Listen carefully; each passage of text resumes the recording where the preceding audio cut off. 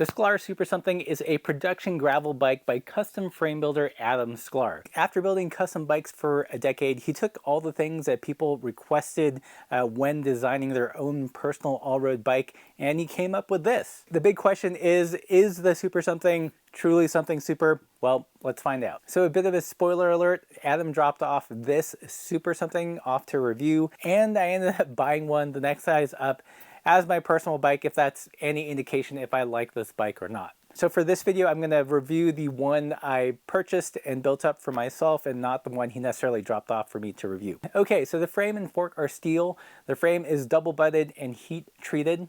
The head tube is tapered, so if you wanted to run something like the Envy Adventure fork, you can do that. Adam spec'd it out with a steel fork because he likes how the steel fork rides and probably to help cost down. The fork has mid-fork and lower fork eyelets as well as a hole in the crown, so it should be able to take a wide variety of racks. This bike, of course, is built around 650B tires.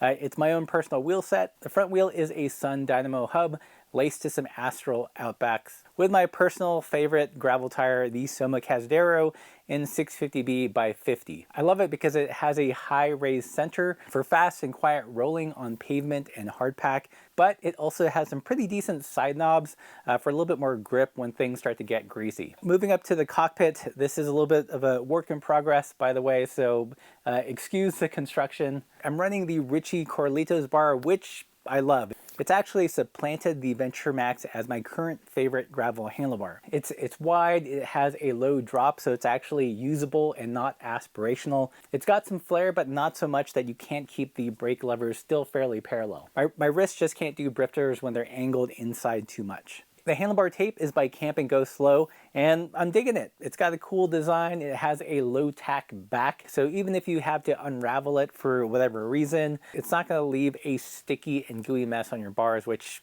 I hate. The tape has a nice woven texture and actually a surprising amount of cushion. The bar end shifter is by Microshift and I'm running it in friction, and I know you guys are asking, what about the Uno? I'm still waiting for my production Uno to arrive, and I gave the prototype to Adam to use while he's riding the Tour Divide right now. So it's on the Tour Divide. Moving rearward, you've got the arching top tube, which has become a bit of a signature style for Adam. The cranks are GRX with a 38 tooth chainring by Wolftooth, and that's all connected to an S-Ride high-capacity rear derailleur.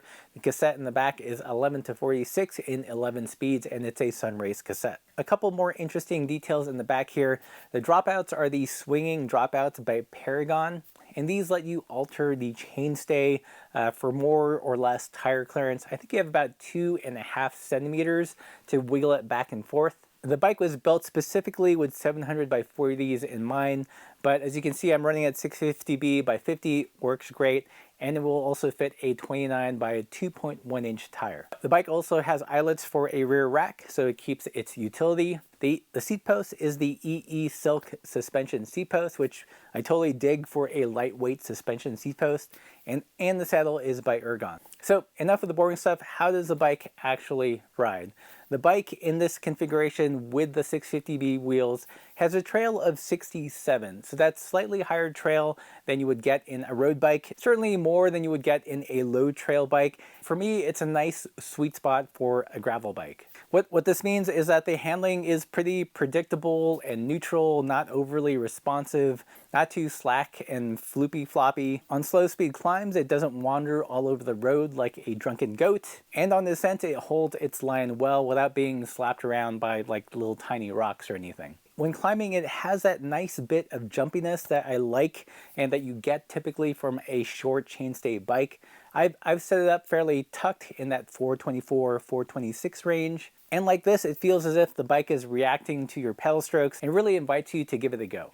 Descending, the bike is fairly stable. It's not like mountain bike stable, but I would say more stable than your typical road bike. To me, it strikes a great balance between a bike that feels both good while climbing and descending. What other bikes does the Super Something remind me of, and why did I sell my Crust Bambora and Titanium bike to buy this one? To be honest, it's very reminiscent of my Crust Bambora. If you have a Crust Bambora, this is kind of a lateral move. They're very similar in terms of handling, but this bike just fits me better. I bought the Bambora in small back when I believe like standover should dictate the frame size. After several years, I've come around on that. Now I believe standover doesn't tell you anything except that you can stand over your bike successfully, and very little about how it actually fits when you're riding.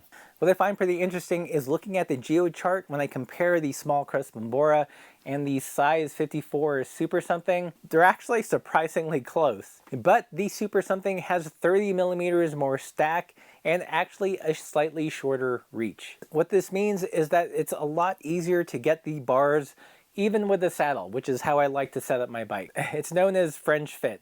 Look it up. When compared to my titanium Bear Claw Thunderhawk in 52.5, which might be the best fitting bike I own, it has slightly more stack than that. So again, it's a lot easier to get the position I want than compared to those two bikes, despite sacrificing standover. From a ride perspective, compared to the Bear Claw, it's pretty similar, if not like a touch jumpier in the rear. Another reason that caused me to sell the Thunderhawk is that it's internally routed and it just drove me up the wall.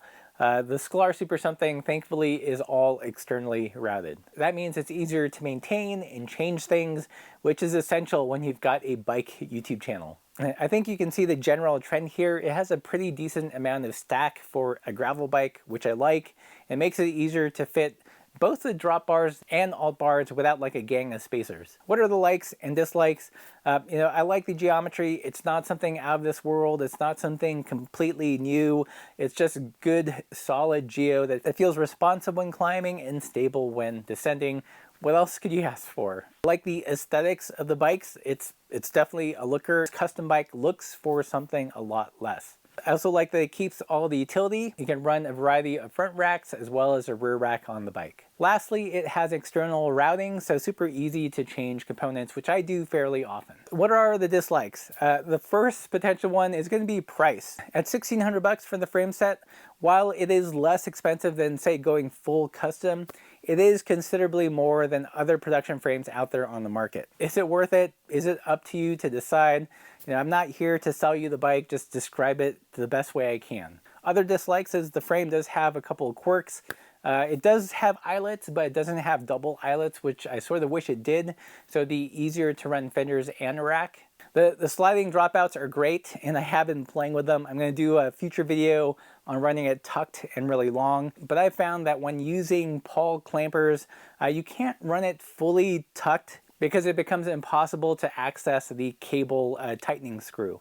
Probably less of a problem with hydraulics or other disc brakes that aren't as chonky, but something to be aware of. At the end of the day, I bought the Super something and decided to sell my other bikes, not because it was necessarily super unique or just mind-blowingly out of this world. If anything, it was just a really good execution of a geometry that I like, but probably most importantly, it had a good amount of stack for a gravel bike, which you don't usually see, and it just makes it easier to set up the bike the way I like to ride, plus external routing, people, and it also looks so dang good. Again, I want to stress that just because I bought the bike doesn't mean you should buy the bike. It just fits me a lot better. If you guys found this video helpful or entertaining, please consider supporting the channel. We've got some new shirts as well as stickers, or better yet, join the Patreon, and as always, keep the supple side down.